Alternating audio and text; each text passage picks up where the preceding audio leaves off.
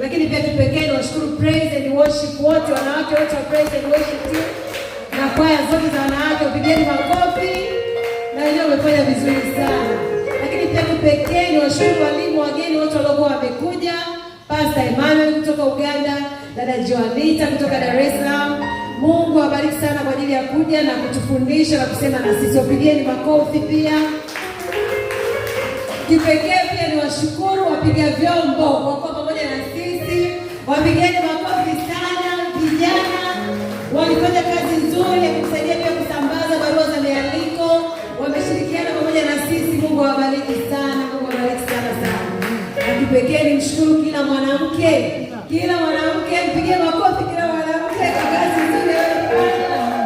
Na kipekee na kwa maalum niwashukuru watu wa media wakiongozwa na Teacher Tony.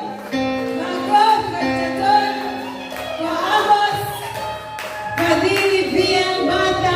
Mungu awabariki sana kwa kazi yenu. Mungu aendelee kuwainua na kuongeza. Na kipekee namshukuru Mungu pia kwa ajili yangu. Haikuwa rahisi tu. Kubeba vitu vikubwa ni kazi, yani ni mzigo. Unabeba kitu, unapata mpaka homa, yani unakuta miezi kadhaa na unauma mwisho wake. Kwa hiyo